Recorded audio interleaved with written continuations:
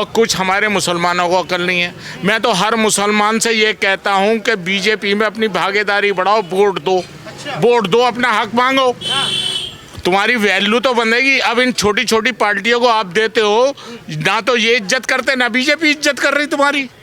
भाई केंद्र में तो दूसरे लोग बैठे हैं, इधर केजरीवाल के लिए क्या करेगा? उसके हाथ में कुछ है नहीं, ना पुलिस है ना पावर है, कुछ है ही नहीं। बीजेपी को 35% वोट मुस्लिम का जाता है, 30% जाता है। बीजेपी ने कभी किसी मुस्लिम को वोट वो दिया, अपना टिकट दिया? देखिए बीजेपी ने तो इतना किया है कि मर्दों से राशन छीन के लेडीजों को दे दिया। पूरा देश संभाल रहे हैं। कुछ नहीं, वो संभालने से होता नहीं, वो अपना जेब भर रहा है, वो कुछ नहीं है।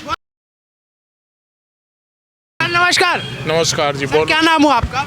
मेरा नाम भैया वैसे इलाके में मशहूर पप्पू खान के नाम से हूँ, वैसे हाजी रोस मोहम्मद। अच्छा, तो जी। हम आपको पप्पू सर बोल सकते हैं? जी हाँ, बोल रहे हैं। पप्पू सर, क्या कहना चाहेंगे जो इस वक्त 3 पार्टियां मैदान में है, किसका वजूद ज्यादा नजर आ रहा है?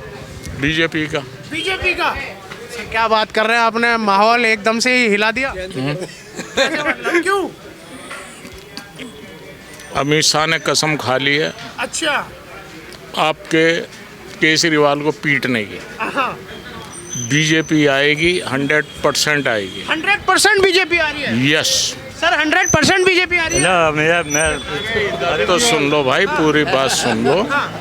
क्योंकि केजरीवाल जी ने आज तक कौन सी बात एक मुस्लिमों के नहीं उठाई है। कोरोना का टाइम हुआ, केजरीवाल ने मरकज पे आवाज़ उठाई? नहीं उठाई। मुस्लिम वोट 80% तो केजरीवाल जी को मिलना नहीं। अच्छा जी। दूसरी बात, कांग्रेस का वोट बढ़ेगा। केजरीवाल भी तो कांग्रेस के वोट से ही जिंदा हुए थे, तो इसी ने केजरीवाल जी का वोट कम होगा। ठीक है जी। बीजेपी का वोट फिक्स है, वो बीजेपी का वोट कटेगा नहीं। इसलिए बीजेपी आएगी और 100%, और बाई चांस रुक भी गई तो इन्हीं केजरीवाल के विधायक को जबरदस्ती छीन लेगी, और 2-4 कम पड़ेंगे। अच्छा, तो इसको आप राजतंत्र बोलेंगे या बेईमानी का नाम दे देंगे? तो बेईमानी को क्या है यार, जो मुल्क चली बेईमानी पर है, अब से चल रहा है, रामराज से बेईमानी से चल रहा है। अच्छा। किसने बेईमानी नहीं करी? कौन से देवता ने बेईमानी नहीं करी, बताओ मुझे। तो भैया ये तो चल ही रहा है, जिसकी लाठी उसकी भैंस, हमारे देश की कहावत है। आपने तो विधायकों को अपने अंडर में लेने की बात करी, पर यहाँ तो ईवीएम से ही शुरुआत होती है ना, कि गुनहगार असली वही है। यार ईवीएम को कहने का मतलब ये सब कुछ उन्हीं के हाथ में है, मोदी और अमित शाह, 2 ही जनों के नाम है बस। पर सर, हरियाणा में भी कहीं ना कहीं ग्राउंड जीरो पर उन्होंने छीना ना, जबरदस्ती छीना। महाराष्ट्र छीना, जबरदस्ती छीना। दिल्ली में क्या मुश्किल है? अच्छा। दिल्ली तो 70 सीटें हैं दिल्ली में, तो और जगह तो बड़ी बड़ी सीटें थी। पर सर, जो वायदे हैं उनको लेकर भी सामने आए, चाहे वायदे हैं? उन्होंने कहा जहां झुग्गी वहां मकान, अशोक विहार में ट्रेलर दिखा रहे थे प्रधानमंत्री मोदी अपना। हाँ, तो फिर ये तो बोल वचन है उसके, सबके, हर एक किसी के बोल वचन है। हाँ। कोई कुछ नहीं, गरीबों की तरफ कोई ध्यान नहीं है। अगर गरीबों की तरफ ध्यान है तो भैया मेरे, ये फ्री की टॉफ़ियाँ देना बीजेपी भी बंद कर दे, फ्री की टॉफ़ियाँ देना केजरीवाल भी बंद कर दें। अगर करना है, अगर दिल ईमानदार तुम लोगों के हैं, ये हिंदू मुस्लिम, ये वक्फ बोर्ड वालों को तनख्वाह अब से मिल रही है। रेलवे से ज़्यादा वक्फ बोर्ड की भूमि है भाई, मत दो तुम तनख्वाह, वक्फ बोर्ड की ज़मीन दे दो मुसलमानों को, नहीं चाहिए तनख्वाह वहाँ के मौलानाओं को।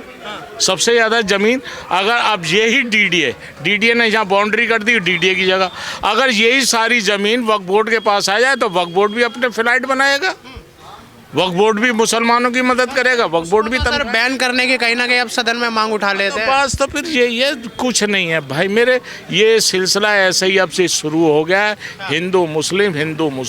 अब ये बताओ, ये अब से चल रहा है हिंदू मुस्लिम? ये तो सर जब आज़ाद हुआ था देश, हमारे 2 बंटवारे नहीं हुआ था, ये शुरू से ही ये हिंदू मुसलमान का सिस्टम तो ऐसा चल गया है। अब जैसे कि ये मरे मुर्दे उखाड़ रहे हैं, बीजेपी भी उखाड़ रही है, सब उखाड़ रहे हैं। हिंदू मुस्लिम तो हिंदू मुस्लिम है। सर बीजेपी की एक बात और कहती है, जैसे सर आपने अब हिंदू मुसलमान वाली बात करी है, कहते हैं कांग्रेस का सिलसिला शुरू हुआ था और बीजेपी ने आगे इसको खत्म कर दिया। बीजेपी सरासर, ये बीजेपी को अकल नहीं है, और कुछ हमारे मुसलमानों को अकल नहीं है। मैं तो हर मुसलमान से ये कहता हूँ कि बीजेपी में अपनी भागीदारी बढ़ाओ, वोट दो, वोट दो, अपना हक मांगो, तुम्हारी वैल्यू तो बनेगी। अब इन छोटी छोटी पार्टियों को आप देते हो ना, तो ये इज्जत करते ना बीजेपी इज्जत कर रही तुम्हारी। अब भाई खुलेआम बीजेपी को वोट दो ना, हम कह सकते हैं कि हाँ भाई हमने वोट दिया है बीजेपी को। वो तो कहते हैं कि मुसलमानों के साथ तुष्टीकरण कर रही है बीजेपी, ऐसा भी तो बोलती है। हम नहीं कर रहे तुष्टीकरण, और किसने नहीं करा? कांग्रेस ने नहीं करा, आम आदमी पार्टी नहीं कर रही तुष्टीकरण, कौन नहीं कर रहा बता दो। आम आदमी पार्टी ने जमात को बदनाम करा है, जमातियों को बदनाम तो आम आदमी पार्टी ने करा है मरकज से, और उसी के कोरोना ये लेकर आए, कोरोना ये लेकर आए मुसलमान। ऐसी भी बात काफी सामने आई थी जब लॉकडाउन के दौरान की बात। यही तो है। तुष्टीकरण हर पार्टी कर रही है। मैं तो हर मुसलमान से आपके माध्यम से कहना चाहता हूं कि खुल के बीजेपी में आओ, खुल कर आओ, जिससे कि उनकी आंखों में कुछ शर्म आए कि हाँ भाई मुसलमान भी हमसे जुड़ गया। अबे हिंदुस्तानी को हिंदुस्तानी तो कह दो, हिंदुस्तानी को हिंदुस्तानी तो कह दो भैया मेरे। सर जिस हिसाब से लोकसभा चुनाव का सर्वे हुआ था, 90% मुस्लिम लोगों के जो ओपिनियन पोल दिखाए गए उसमें बोले थे कि सब एक तरफा खिलाफत पे उतरे बीजेपी को लेकर। तो इस बात पर क्या राय थी, क्या वो रिपोर्ट सच्ची थी या फिर जो लोगों के मतलब मन के विचार थे वो गलत थे? क्या कहते हैं यार अब मैं आपको ऐसी क्या बात नहीं है, मुसलमान भी 25% जो है बीजेपी को वोट देता है। ये नहीं है कि मतलब मुसलमान देते ही नहीं है, वोट देते हैं। हाँ नहीं 25% देते हैं मुस्लिम बहुल इलाकों के अंदर, जब भी तो बीजेपी आती है। अब मैं देता हूँ, जब रमेश भदौड़ी मेरा यार था, मैं वोट देता था, मेरे घर के 40 वोट बीजेपी को जाते थे। सर रमेश भिदुड़ी भी काफी चर्चा में, आपने नाम ले दिया अपने दोस्त का। तो शुरू से ही रहता है, चर्चा में अब से रह रहा है, वो शुरू से ही रहता है। वो खुलेआम ही गाली देता है और खुलेआम अपने बरखरों को पीटता भी है, लेकिन ये नहीं कि है भी जीदार, काम भी खुलेआम कर देता है वो तो। हाँ मतलब आपकी जो राय थी वो अभी तक ये थी कि जो केंद्र में सरकार है उसी को ही राजधानी को दिया जाए, और दिल्ली समाज जो केंद्र में सरकार हो वो दिल्ली में होनी चाहिए, अगर दिल्ली वालों को भला चाहना है तो। सर नमस्कार। जैसे कि शीला दीक्षित थी, 15 साल रही, 15 साल केंद्र के अंदर कांग्रेस थी और इसका विकास हुआ दिल्ली का, और अब ये विकास तो रुका पड़ा है दिल्ली का। भाई केंद्र में तो दूसरे लोग बैठे हैं, इधर केजरीवाल के लिए क्या करेगा? उसके हाथ में कुछ है नहीं, ना पुलिस है ना पावर है, कुछ है ही नहीं, वो कुछ कर ही नहीं सकता। 15 साल शीला दीक्षित का जो काम है वो अभी तक किसी भी मुख्यमंत्री ने नहीं करा।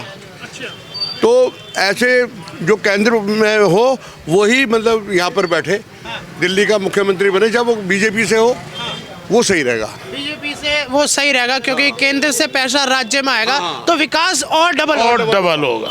डबल इंजन की सरकार की यहाँ पर। हाँ भाई साहब सहमति है हमारे जो सर ने बात कही है?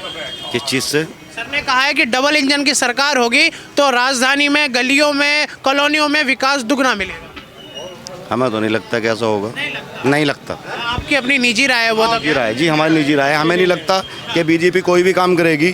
बीजेपी को 35% वोट मुस्लिम का जाता है, 30% जाता है। बीजेपी ने कभी किसी मुस्लिम को वोट वो दिया, अपना टिकट दिया? किसी जगह से आप बताइए ना सर, कहीं से टिकट दिया?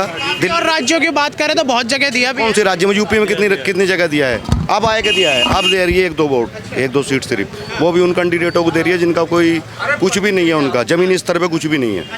वो कैंडिडेट है, जिन नेताओं को जमीनी स्तर पे कोई काम है। जिस हिसाब से यूपी में चाहे राशन की बात करें, चाहे कोई भी योजना की बात करें, लाभ तो सारे तबके के लोग उठा रहे हैं। जो आप राशन की बात करें, ये राशन यूपी में ऑलरेडी पहले से ही मिलता था, नहीं मिलता था क्या राशन? और राज्यों में भी मैं बता रहा हूँ।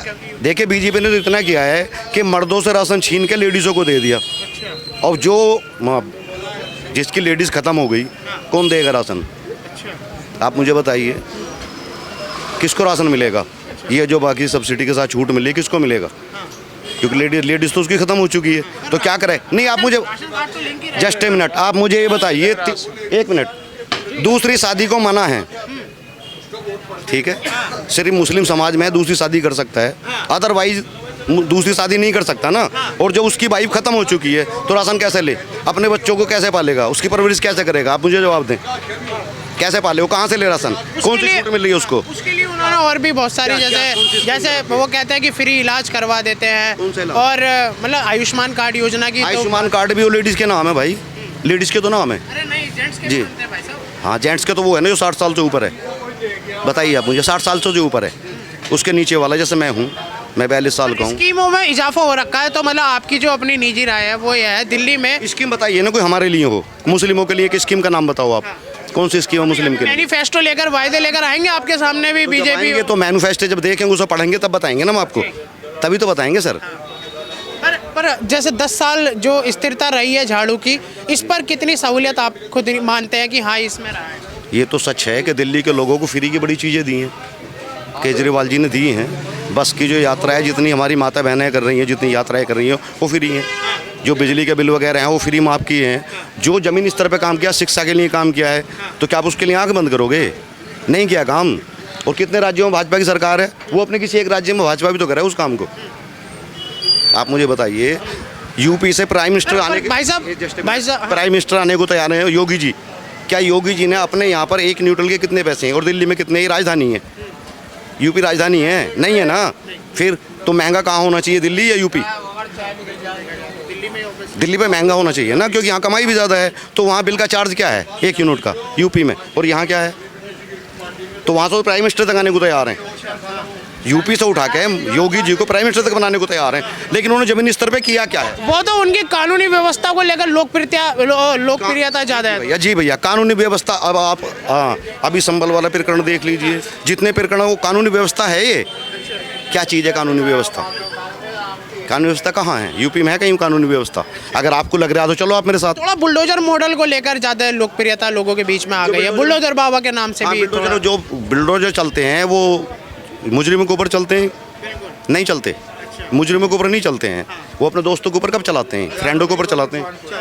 चलिए ठीक है, तो हम इसको अभी यही कट लगा देते हैं। बहुत बहुत धन्यवाद आपका।